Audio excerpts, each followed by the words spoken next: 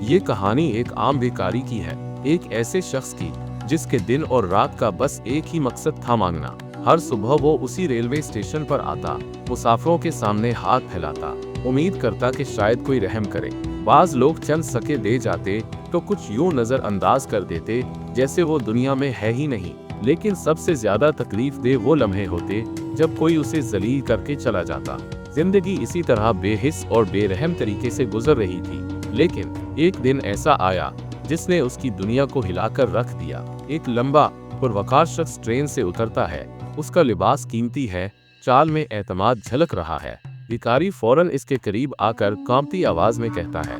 भिखारी लर्जती आवाज में, साहब अल्लाह के नाम पर कुछ दे दें, भूखा हूँ। वो शख्स रुककर गहरी नजरों से भिखारी को देखता है, जैसे उसकी रूह के अंदर झांक रहा हो। लम्हा भर की खामोशी के बाद वो एक हैरत अंगेज सवाल पूछता है, तुम हर रोज लोगों से मांगते हो, कभी किसी को कुछ दिया भी है? भिखारी की आंखों में हैरानी उभरती है। उसने कभी इस जाविये से सोचा ही नहीं था। उसके होंठ कपकपाते हैं और वो बेबसी से जवाब देता है, मैं एक फकीर हूँ, मेरे पास देने के लिए कुछ भी नहीं। बिजनेसमैन मुस्कुराता है, मगर उसकी मुस्कुराहट में एक गहरा सबक छुपा होता है। बिजनेसमैन, तो फिर तुम्हें लेने का भी कोई हक नहीं।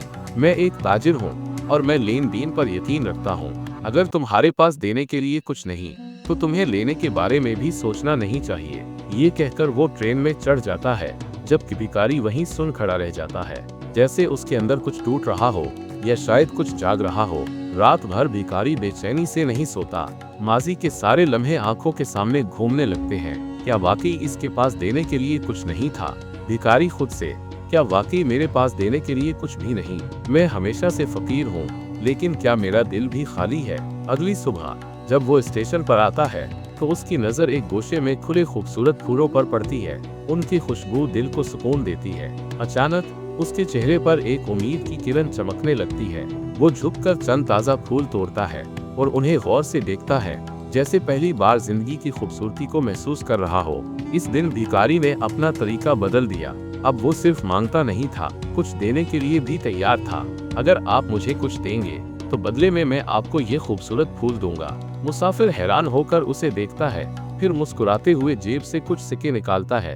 भिखारी खुशी से उसे एक ताज़ा फूल देता है और मुसाफिर खुशी खुशी आगे बढ़ जाता है। पहली बार भिखारी को महसूस होता है कि उसने किसी को खुशी दी है। चंद ही दिनों में लोग न सिर्फ इससे भीख देते, बल्कि फूल लेने के लिए भी खुशी खुशी रकम देते हैं। अब वो फकीर नहीं, एक छोटा ताजिर बन चुका था। महीनों बाद वही बिजनेसमैन दोबारा रेलवे स्टेशन पर आता है। भिखारी, जो अब खुश लिबास और बावकार दिखाई देता है, आगे बढ़कर कहता है, भिखारी साहब, आज मेरे पास आपके लिए कुछ है। वो एक खूबसूरत खुशबूदार फूल पेश करता है। बिजनेसमैन मुस्कुराते हुए कुछ रकम देता है और खुशी से फूल लेता है। बिजनेसमैन, वाह, आज तुम भी एक ताजर बन चुके हो। भिखारी खुशी से, हाँ साहब, मैंने सीख लिया कि लेन देन का उसूल क्या होता है। चंद महीने बाद रेलवे स्टेशन पर एक बड़ी गाड़ी रुकती है। एक खूबसूरत लिबास पहने आदमी बाहर निकलता है। लोग हैरत से देखते हैं। ये कोई और नहीं बल्कि वही साबिक भिखारी है, जो अब एक कामयाब ताजिर है। इसका अपना एक फूलों का कारोबार है, जहां वो न सिर्फ फूल बेचता है, बल्कि लोगों को सिखाता है कि जिंदगी में मांगने के बजाय देने की ताकत को समझना चाहिए। यही जिंदगी का राज है।